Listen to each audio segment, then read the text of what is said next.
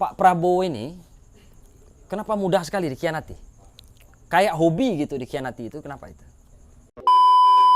Hubungan Pak Prabowo dengan Pak Anies sekarang gimana?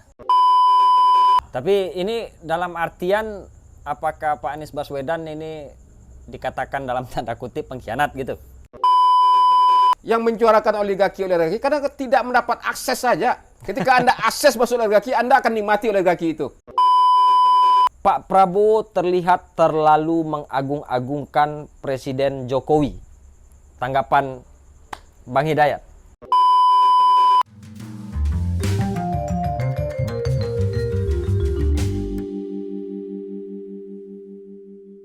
Assalamualaikum warahmatullahi wabarakatuh. Jumpa lagi di channel Ngopi Toat. Di edisi kali ini kita kembali kedatangan salah satu kader Gerindra yang paling mudah untuk ditemui dan paling mudah untuk dikonfirmasi, yaitu Ketua Bapilu Partai Gerindra, Bapak Hidayat.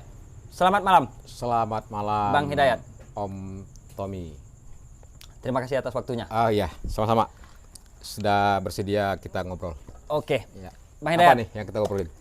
Kami mewakili beberapa atau sebagian netizen di Sumatera Barat. Oke. Mempertanyakan tentang Pak Prabowo nih. Karena Bang Hidayat Ketua Bapilunya Gerindra untuk Pileg dan Pilpres 2024 mendatang, saya rasa tidak ada orang yang lebih tepat selain Bang Hidayat untuk menjawab pertanyaan ini. Pada beberapa penampilan ya, Pak Prabowo di Apexi misalnya ketika menyampaikan gagasan, dan kemudian di APDESI, Asosiasi Pemerintah Desa Seluruh Indonesia, dan di beberapa talk show, banyak yang mengatakan, suara-suara netizen, bahwa Pak Prabowo sudah tidak seperti 2019 lalu. Beliau kerap kehilangan substansi dari pembicaraan.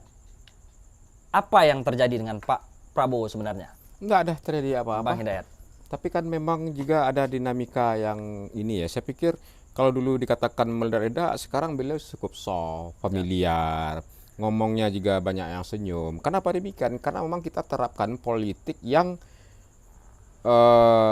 riang gembira, penuh persaudaraan, penuh persahabatan.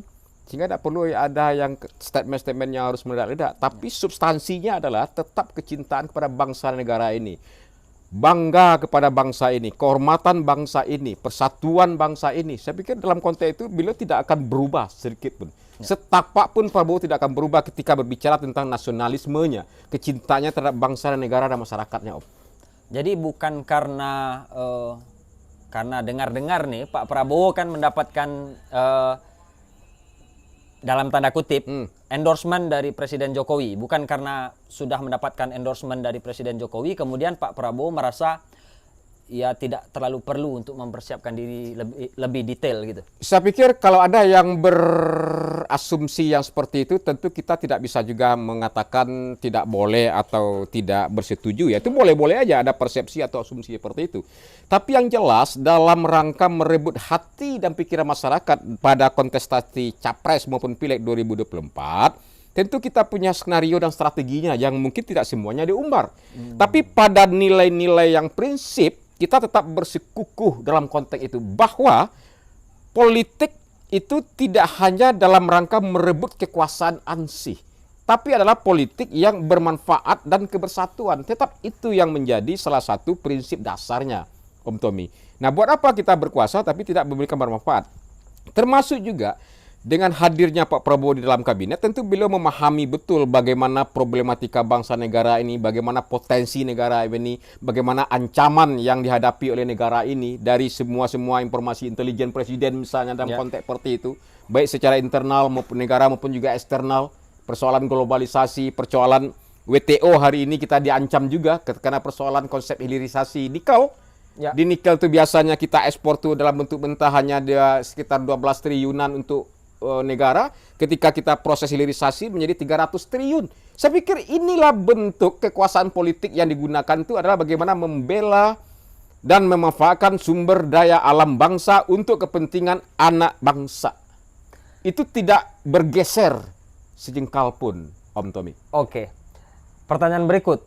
Ini kembali mewakili netizen Republik Indonesia, spesifiknya Sumatera Barat. Pak Prabowo terlihat terlalu mengagung-agungkan Presiden Jokowi. Tanggapan Bang Hidayat. Kalau mengagung-agungkan, saya pikir tentu kita harus juga bersepakat juga dengan definisi mengagung-agungkan ya. Tapi kalau dalam perspektif beliau sangat menghargai dan menghormati pemimpin mereka, Pak Prabowo adalah menteri pertahanan dan ada bosnya presiden dan wakil presiden, tentu juga DPR ya dalam konteks horizontal. Tapi secara vertikal itu jelas presiden, karena amanat pertanggungjawaban kerja itu kepada presiden secara sesuai dengan undang-undang ketatanegaraan begitu. Nah, dalam konteks seperti itu, Prabowo memberikan gambaran bahwasanya harus menghormati, menghargai pemimpin. Tidak boleh menyelonong pemimpin, tidak boleh mendahului pemimpin. Setidaknya ada kesantunan dan tata kerama bertata negara. Jangan seolah-olah kita walaupun menteri kita petang-petenteng. Walaupun misalnya bos kita mungkin lalai dan abai, terus kita kianati. Terus kita tidak hargai, tidak hormati. Itu tidak ada dalam diri Prabowo. Inilah nilai-nilai seperti itu. Prabowo tahu persis. Dan gini Om Tommy, Prabowo dan Jokowi jangan lihat ketika hari ini. Masa lalunya, Pak Prabowo ikut berkontribusi membawa Pak Presiden Jokowi hari ini ketika itu wali kota Jogja untuk maju menjadi wali kota Solo maju ke calon gubernur. Kita juga endorse juga, dukung juga kan. Sama dengan pola yang kedua. Anies Baswedan kami dukung rame-rame untuk calon gubernur juga. Kami anggota DPRD seluruh Indonesia saweran. Kita 15 hari, 10 hari di Jakarta mengamankan mendukung Anies Baswedan selaku calon gubernur ketika itu. Kita puluhan juta gotong royongnya. Karena memang ada dirijen seperti itu. Ini adalah dalam konteks apa yang menjadi kesepakatan kita dorong Pak Anies Baswedan. Nah, sekarang mereka pilihan seperti itu kan tergantung orangnya begitu. Nah, Pak Prabowo termasuk orang yang sangat menghargai dan menghormati sosok siapa yang berkontribusi membesarkan dirinya.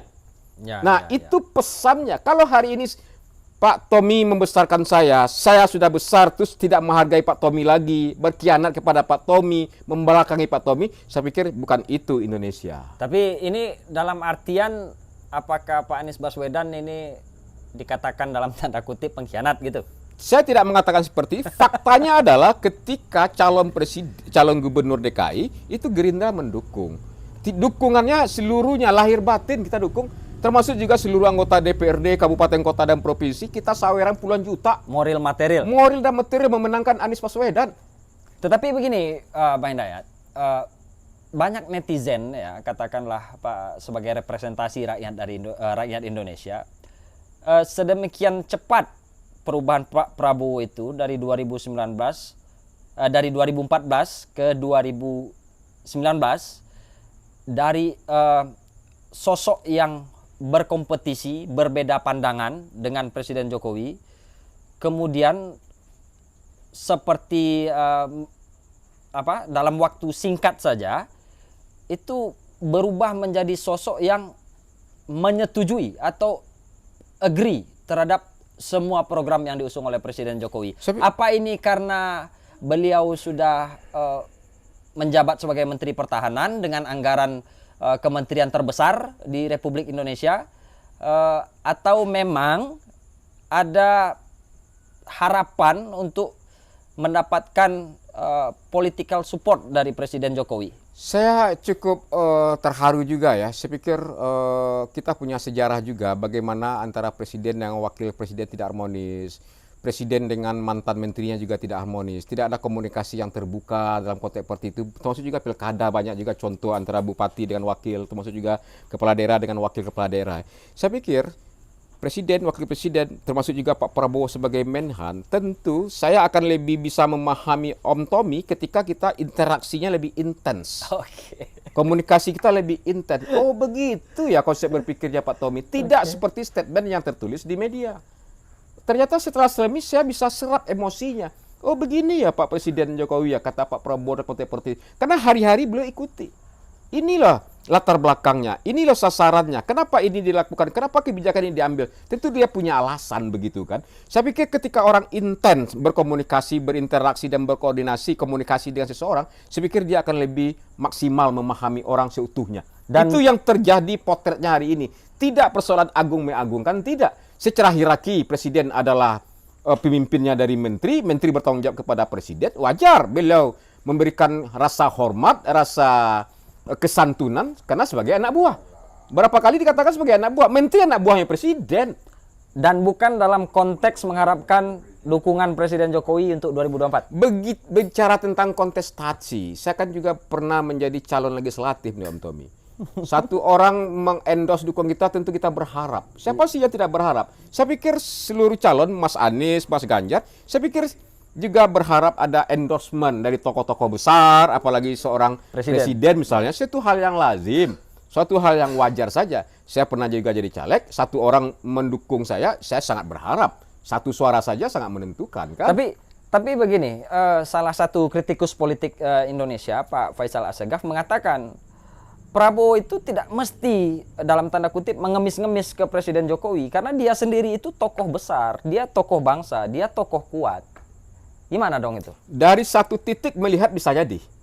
Tapi hari ini kita harus melihat dari berbagai titik, dari berbagai perspektif begitu. Saya juga bantah juga statement Assegaf seperti itu kan. Karena Anda melihat dari satu titik dan berada di luar, titiknya jauh. Nah, ketika Anda jauh dari titik objek, sehingganya kesimpulan yang Anda asumsikan itu juga tidak komprehensif, juga tidak proporsional. Saya pikir bagi kami itu adalah dalam konteks serangan-serangan yang tidak berdasar, yang saya pikir tidak akan bermanfaat apa-apa juga, pengelabuan terhadap persepsi publik saja dalam konteks seperti itu. No problem, no problem. Kemudian Bang Dayat, ada yang mengatakan begini, Pak Prabowo seperti cenderung meninggalkan basis-basis suaranya di tahun 2019. Dan salah satunya termasuk Sumatera Barat. Dan lebih fokus ke daerah-daerah yang sebelumnya tidak menjadi basis beliau, tetapi memang lumbung suara. Apakah ini memang bentuk dari pergantian strategi dari Pak Prabowo Subianto? Oh, tidak. Karena sudah dua kali mencoba dengan cara yang sama dan kalah, atau bagaimana? Saya bisa mengoreksi, tidak pernah ada terbersit dalam pemikiran kami. Saya yakini Pak Prabowo juga seperti itu, meninggalkan basis yang utama memilihnya 2019, termasuk Sumatera Barat begitu ya. Pada acara beliau datang ke Kota Padang, ke Sumatera Barat, ketika ke Tanah Datar juga, memberikan juga bantuan ambulan, puluhan ambulan kepada seluruh RSUD, dan juga pertemuan dengan tokoh masyarakat. Beliau mengatakan ketika itu adalah mengucapkan terima kasih karena masih belum bisa berkontribusi banyak terhadap Sumatera Barat, dan saya berkeinginan untuk membangun sekolah di Sumatera Barat, juga membangun infrastruktur Sumatera Barat ketika kekuasaan politik sebagai presiden itu sudah di tangan. Tentu kekuasaan ini akan digunakan untuk bisa mesejahterakan masyarakat Sumatera Barat, membuat Sumatera bangga lagi, membuat masyarakat Sumatera Barat menjadi bahagia juga. Jadi tidak benar dalam konteks yang seperti itu. Beliau toh datang ke sini, beliau juga menyapa, dan tokoh-tokoh Sumatera Barat juga datang langsung di Jakarta juga bertemu beliau. Kita berdiskusi juga dengan Pak Prabowo terkait persoalan Sumatera Barat. Dia paham dan ngerti apa yang terjadi di Sumatera Barat. Beliau juga punya catatan, Om Tobi. Mungkin secara fisik tidak begitu intens, tapi hati dan pemikiran beliau tetap kepada masyarakat Sumatera Barat. Masih tertaut. Oh, masih dong, hati. masih. Karena beliau punya sejarah juga dengan Sumatera Barat begitu. Oke, berikutnya. Ini juga sangat banyak dikeluhkan nih, Bang Hidayat. Oh ya. Kenapa sulit sekali ya menemukan, katakanlah kader Gerindra misalnya, atau relawan Prabowo misalnya, yang mau angkat suara atau mau berbicara tentang pencapresan Prabowo Subianto ini? Apakah memang itu dilarang? Apakah memang kader-kader Gerindra ini dalam tanda kutip kekurangan nyali sekarang karena ada fenomena baru bernama Anies Baswedan? Atau seperti yang saya katakan tadi, memang Sumatera Barat ini tidak lagi concern untuk meraup suara bagi Prabowo Subianto? Selaku Ketua Bapilu yang dipercaya oleh DPD Partai ya, saya pikir saya juga merasakan emosi bagaimana kader-kader yang ada di bawah, pengurus partai, termasuk juga anggota DPRD Kabupaten Kota yang jumlahnya cukup signifikan di Sumatera Barat hasil Pileg 2019 yang lalu. Saya pikir tidak akan bergeser, tidak gentar, Om Tommy, dalam menghadapi tantangan apapun juga dalam rangka memenangkan ketua umumnya. Tidak gentar. Tapi kenapa mereka tidak mau Itu bersuara? kan dari lihat perspektif persoalan suara. Tapi kerja tak bersuara Anda kan tidak tahu. Jadi Siapa yang tahu kerja-kerja kami tanpa suara? jadi kerja bawah tanah seperti itu. Ya seperti itu. Sesungguhnya kan memang cuap-cuap. Ya, saya pikir rakyat kan juga sudah banyak juga ini bisingan-kebisingan politik capres-capros ini, tapi dalam kepentingan masyarakat itu bisa tidak memberikan kontribusi konkret menjadi problem solving terhadap persoalan masyarakat. Karena begini Bang. Itu yang kita jawab sesungguhnya. Karena begini Bang Hidayat. Channel Ngopi Toat ini sudah beberapa kali membahas capres. Dan terkhusus bagi bakal calon presiden Prabowo Subianto itu narsumnya Bang Hidayat terus. Tidak ketika ya, kami meminta dong yang lain. Siapa ini yang ketika maunya kami Pak meminta Tommy? yang lain ada begitu banyak dan begitu tinggi keraguan di mereka gitu. Kenapa itu gitu? Apakah memang apa memang ada instruksi struktural bahwa yang berbicara itu orang-orang tertentu saja? Tidak ada instruksi, tapi kan memang sebuah organisasi itu kan juga ada adab dan etikanya. Ya kan, etikanya. Tapi yang jelas tidak ada pelarangan kepada kader dimanapun juga untuk berbicara ke publik terkait persoalan partai, terkait persoalan Pak Prabowo Subianto sebagai capres. Tidak ada larangan. Sampai hari ini saya pastikan itu tidak ada larangan. Silakan. Sebentar, kami bandingkan ini dengan beberapa baca pres yang lain. Misalnya katakan Pak Anies Baswedan, Pak Ganjar Pranowo. Wah, itu orang berebut untuk tampil di Ngopi Toat ini, untuk menyampaikan suaranya gitu. Tetapi terkhusus bagi Pak Prabowo, aduh susahnya minta ampun. Ya kan tidak mesti harus kebersamaan itu terjalin. Perbedaan inilah keindahannya seperti itu. Nah, perbedaan-perbedaan seperti ini kan tidak mesti juga apa yang menjadi tren hari ini, kita kan tidak mesti ikut juga tren hari ini. Tapi adalah kerja-kerja politik itu masif juga. Ada orang yang mengatakan Pak Prabowo di Sumatera Barat atau Gerindra tidak punya relawan. Siapa ngomong tidak punya relawan? Persoalannya kan tidak kita publish saja. Belum kita publish. Berarti saya garis bawahi pernyataan Bang Hidayat bahwa tidak ada larangan bagi kader Gerindra untuk berbicara atau mengeluarkan pendapatnya terkait pencapresan Prabowo Subianto. Nah, ini seharusnya didengar oleh kader-kader Gerindra yang lain, terutama yang duduk di legislatif, supaya pembicaraan mengenai Prabowo Subianto itu tetap hadir di ruang-ruang publik. Karena kalau yang kita lihat sekarang Bang Hidayat, jauh sekali menyusutnya pembicaraan ruang-ruang publik mengenai Prabowo Subianto ini jika dibandingkan dengan 2019. Baik, itu akan menjadi bahan evaluasi di internal kami. Makasih Om Tommy. Sama-sama. Ya, siap. Kemudian, terakhir, Bang Hidayat. Prabowo Subianto ini sekarang disebut sudah mulai meninggalkan aspek militeristiknya dan tampil lebih humanis, lebih civilized, jadi lebih menyipilkan diri dan mulai meninggalkan atribut Letnan Jenderal TNI Purnawirawan, mantan Pangkostrat dan mantan Dankodiklat. Apakah ini bagian dari strategi politik atau memang memang karena proses natural saja gitu? Ya, kalau pertanyaan strategi kan tidak semua strategi mesti diumbar ke publik gitu ya. Tidak, bukan strategi namanya gitu kan. Ditutup semua. Nah, tapi intinya adalah begini, masyarakat kami memahami secara psikologi sosial gitu ya kan. Hiruk piku politik itu kadangkala sudah melelahkan mereka dalam menjalani hiruk pikuk kehidupan real mereka secara ekonomi, sosial, budaya. Persoalan tawuran juga, persoalan himpitan ekonomi begitu. Nah, dalam konteks seperti itu, Pak Prabowo menawarkan memang berpolitik mesti menjadi riang gembira. Pestanya demokrasi itu rakyat harus berpesta. Pesta itu dengan senang, dengan riang gembira, dengan bahagia, penuh dengan persaudaraan. Kalau kita berbeda pilihan, no problem. Kalau kita berbeda pilihan, ya itulah demokrasi.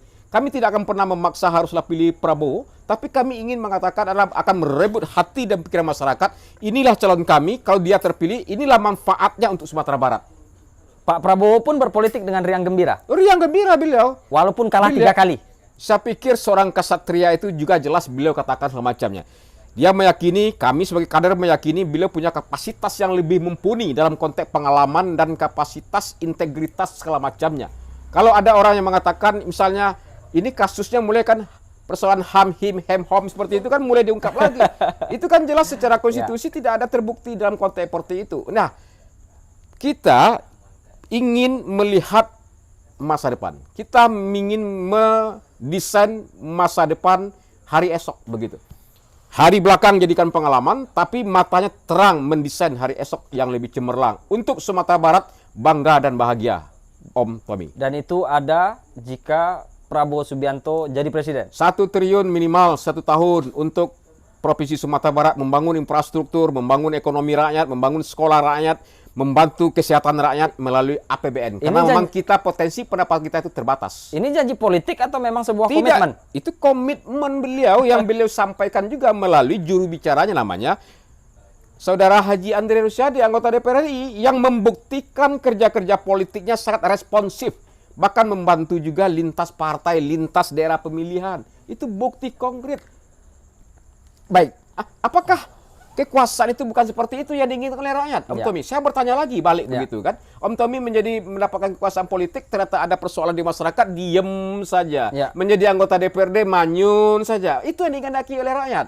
Apakah itu? Bukan. Nah, kan seperti itu. Nah, Andre, kami ingin buktikan. Beginilah berpolitik itu tidak hanya merebut kekuasaan dan menikmati protokoler kekuasaan ansih. Tapi kita gelontorkan lagi pada masyarakat sesuai dengan kapasitas kita. Sesuai dengan kewenangan kita. Prabowo Subianto. Itu yang membedakan kita, Om. Oke. Prabowo Subianto belum lama ini menyebabkan 2 kader PDIP dalam tanda kutip bermasalah. Dalam tanda kutip. Yaitu Pak Effendi Simbolon dan Pak Budiman Sujatmiko. Saya yakin Bang Hidayat pasti mengikuti berita soal itu. Apakah memang Pak Prabowo sudah menjalin komunikasi politik dengan PDIP dalam rangka menghadapi Pilpres 2024, walaupun sejatinya PDIP sudah memiliki calon sendiri yaitu Pak Ganjar Pranowo? Pak Prabowo dan Partai Gerindra prinsipnya adalah ingin membangun bangsa ini secara bersama-sama. Tidak bisa dia 1 partai atau 2 partai. Kita bangun komunikasi, koordinasi dengan seluruh kekuatan, seluruh stakeholder anak bangsa ini, Om. Termasuk juga komunikasi dengan partai-partai yang lain. Karena dengan komunikasi itu dia suasana akan cair dalam konteks seperti itu. Nah, terkait adanya kader seperti itu, saya pikir hati nuraninya sudah bicara. Siapa sih yang bisa mendustai hati nurani, begitu kan? Ya, biarlah publik yang menilai begitu. Pak Prabowo sebagai penerima tamu tentu suatu etik juga, adab yang disampaikan Pak Prabowo, siapapun juga diterima. Siapa tamunya, apalagi saya besok datang ya ngopi-ngopi, ada waktu nggak? Ada, oke, welcome. Siapapun juga. Nah, itu buktinya karena kita berbeda afiliasi politik, kita tidak saling sapa. Itu yang keliru, Om. Oke. Karena perbedaan capres, perbedaan partai, kita tidak saling bersapa, saling ngejek malahan. Nggak boleh, Om. Silaturahmi dan itu persatuan. Dia, pilihan politik boleh berbeda. Di atas itu perbedaan pandangan politik. Nilai-nilai. Itulah nilai-nilai kebangsaan kita, nilai-nilai kebinekaan kita. Itulah Indonesia Raya. Kemudian ini terkhusus pertanyaan ini pertanyaan diri saya. Karena saya akan bertanya soal salah satu tokoh bangsa yang favorit saya, tokoh bangsa favorit saya. Siapa tuh? Seberapa besar pengaruh bergabungnya Yusril Iza Mahendra, Prof. Yusril kepada Prabowo? Seberapa besar pengaruh dukungan PBB terhadap Prabowo Subianto dalam Pilpres 2024? Tradisi dari Partai Gerindra itu kita tidak pernah mengukur besar atau kecilnya, Om. Tapi dukungan itu tentu menjadi kehormatan yang besar bagi kami ketika ada dukungan dari partai politik yang lain, apalagi sekaliber Yusril Iza Mahendra, orang Melayu yang punya track record yang jelas, pengalaman di pemerintahan, Mensesnek, Menteri Hukum dan HAM, termasuk juga ketua partai, termasuk juga anak ideologis Masumi. Tapi Pak Yusril ini adalah pengacara yang mengalahkan timnya Pak Prabowo. Itu masanya itu, ketika itu. Nah, orang kan juga profesional kan pada sikapnya. Jadi tidak bisa juga suatu ketika misalnya ada nama saya Om Adrianus Wandi ya, dia wartawan ketika itu ya. Wartawan, apakah kita harus paksa dia wartawan sampai mati? Ketika dia punya kesempatan dan punya kapasitas menjadi salah seorang komisioner informasi publik dan dia mengikuti seleksi dan lolos, saya pikir itulah suatu penghargaan bagi dirinya dan kepada profesinya awal. Jadi melihatnya tidak kaku, tidak kerdil, picik begitu gitu. Tidak bisa misalnya Om Tommy suatu ketika di pengacara atau Om Tek tadi, apakah dia harus paksa jadi wartawan? Kalau dia tidak jadi wartawan sampai dia meninggal, dia katakan dia pengkhianat, dikatakan ada bermasalah, ada dikatakan dia misalnya sedang tidak mengalami kesehatan jiwa. Kan nggak boleh seperti itu kan? Itu analoginya seperti itu. Nah, suatu ketika ada perubahan, dinamika, hidup itu misteri, Om. Jadi Pak Prabowo dan Gerindra dengan senang hati menerima Prof. Yusril, walaupun Prof. Yusril ini adalah sosok yang membuat Prabowo Subianto kalah untuk kali ketiganya di Pilpres. Prof. Yusril ini melengkapi hat-tricknya Pak Prabowo kalah di Pilpres nih. Tetapi Pak Prabowo tetap welcome. Itulah kebesaran hati seorang Pak Prabowo ya. Walaupun mungkin bagi politisi lain ini bukan menjadi tradisinya. Kalau bagi saya pribadi, Tradisi, saya ya. senang melihat Prof. Yusril. Saya pikir di kasus di Malaysia bagaimana dua kontestasi itu akhirnya merangkul kembali bersatu lagi dalam konteks membangun Malaysia. Ya. Kalau kita berseteru terus banyak negara-negara seperti di Sudan hari ini 2 jenderalnya perang, itu rakyatnya puluhan ribu meninggal, pembangunan tidak bisa jalan. Apakah itu yang kita maukan? Itu juga dikatakan politik yang bermanfaat, politik yang kebersatuan. Kalau ada yang mengatakan Prabowo itu adalah pengkhianat dalam konteks gabung seperti itu, saya pertanyakan juga. Jangan-jangan Anda yang ingin terjadi pecah belah di negara ini, polarisasi sosial, apakah itu Anda inginkan? Dan Anda mendapatkan keuntungan kekuasaan di situ? No, hidup bukan seperti itu. Hidup melalui kekuasaan ini harus bermanfaat buat orang, harus bermanfaat buat umat Sumatera Barat. Oke, pertanyaan terakhir saya, justru melihat pengkhianatan ini dari sudut pandang yang berbeda. Enggak. Saya tidak bisa narasi pengkhianatan itu kan memang dihembuskan oleh orang yang mungkin berkeinginan terjadi pecah belah, terjadi polarisasi sosial. Termasuk Om Tommy, apakah ingin seperti itu terjadi polarisasi sosial? Tidak nah, boleh. Kan? Nggak boleh. Nah, jadi itu intinya. saya ingin bertanya, temanya soal pengkhianatan ini, tetapi tidak mengarah ke situ. Pertanyaan saya adalah, Pak Prabowo ini kenapa mudah sekali dikhianati? Kayak hobi gitu dikhianati itu, kenapa itu? Karena dia saya yakin ketua pasti mengikuti perjalanan politik Pak Prabowo. Saya memahami arah tujuan Om Tommy ya. Saya ingin katakan seperti ini. Karena memang beliau tidak memiliki pretensi negatif terhadap orang begitu. Karena beliau memposisikan diri beliau berpikir positif saja sama orang. Walaupun pada di ujungnya kesakitan yang beliau rasakan begitu. Nah, itulah Prabowo hari ini juga seperti itu. Dia berprasangka baik, positif, produktif kepada banyak orang.